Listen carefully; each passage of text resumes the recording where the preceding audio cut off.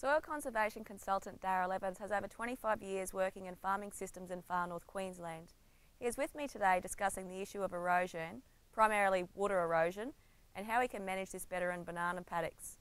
Darryl, can you explain why erosion is a problem and we need to manage it? Yes, Naomi. If we get erosion, it's generally the topsoil that disappears, and the topsoil is the most productive part of the soil. And soil scientists tell us that it takes about 1 million years to produce 30 centimetres of topsoil.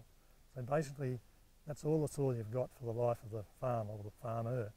A bad erosion event can remove 30 centimetres of topsoil. So that means that 1 million years of nature's work disappears in one rainfall event. The second part of the erosion story means that the sediment is produced, and that can have an influence on the broader community through impacts on river systems and possibly the reef. So good farm management helps the broader environment. What are some of the causes of erosion? There are several factors that impact on the susceptibility of soil to a particular erosion event. Firstly, there's the condition of the soil, whether it is wet or dry, and whether it's been cultivated, or whether there is a vegetative cover on the soil. The slope also has a big impact. The soil with a good structure is also much more resistant to erosion. Probably the worst example would be cultivated loose soil on a steep slope. There's no protection from raindrop impact, so the erosion is likely to be severe in a large rainfall event. How can growers better manage soil erosion? The management of soil erosion comes in two parts. Firstly is managing ground cover, and secondly controlling the runoff water. The ground cover is very important because it helps to protect the soil surface from raindrop impact. It also has an effect on slowing the runoff water because of the vegetation just impedes the water flow. That enables a bit more infiltration to happen. The second part to managing soil erosion is controlling the runoff water. Do this by directing the flow across the slope at a gradient that provides good drainage but doesn't provide erosion.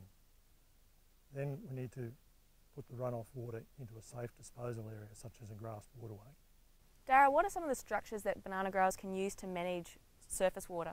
Well, starting with the first line of defence is the diversion bank, which is the structure at the top which prevents water from outside the paddock entering the paddock that you're looking after.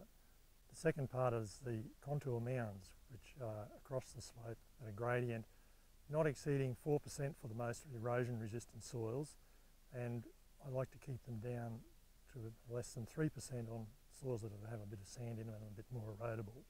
Constructing the mounds to a suitable height is important. Often on slopes they appear large, but what we need is 30 centimetres at least constructed height, because they are going to settle at least a third, so you'll end up with about 20 centimetres. The shape that you manage to achieve between your mounds is also important. We're trying to get the water to run in the centre of the interspace so that it's not running up against the soft soil in the mound where the banana row is, and that's fairly important. After we have control of the runoff, we need to have a safe area to dispose of it. Now, this can be a naturally grassed depression, or more commonly a constructed waterway that has to be grassed up. It is important to make these waterways of a depth that will enable the rows to drain freely into them. It's important to realise that the waterway is for water, not for vehicles. We don't want wheel ruts up and down them, as this is going to create an erosion problem that will be hard to fix. It's also important that you do an annual maintenance program. Check the ends of rows to make sure that they haven't accumulated any slight siltation or other debris that might impede the water flow. The location of access tracks is another important part of controlling the runoff. They're usually located on ridge lines or on the contour. It's important that you locate them so they're not going to be an area that accumulates a lot of runoff water. This can have two adverse impacts: either create erosion down the track itself or run the water down and into a banana row where you don't really need it. In terms of managing ground cover, what are some of the key critical points for growers to be aware of? It's preferable to have at least 60% ground cover in the interrow, and it is preferable if that is a living cover. Live cover is better because the plants have a root system down into the soil that helps bind the soil particles together, making it more resistant to erosion. That means that you have to manage that cover, and slashing is the best way, but if it's not possible to slash, then using a knockdown herbicide is next best.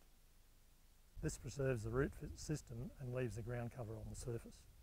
It's also important to consider ground cover on your row, on your mound, and in most cases this is provided by the harvested heads and leaves from the plant. Some farmers also use a side throw slasher to deposit the slashed inter-row grass onto the mound. It's also important to have ground cover during your fallow period between banana crops. The benefits of this are protection of the soil surface from raindrop impact, and also helps to prevent erosion. It also builds up soil biodiversity, which is very important for soil structure and soil health. A soil cover during your fallow period also helps build up your soil organic matter. Darryl, thank you for your time today and your insights into soil conservation in bananas. I think it really highlights how important it is to maintain the soil on the farm in terms of managing productivity and the risk to the wider environment. So thank you.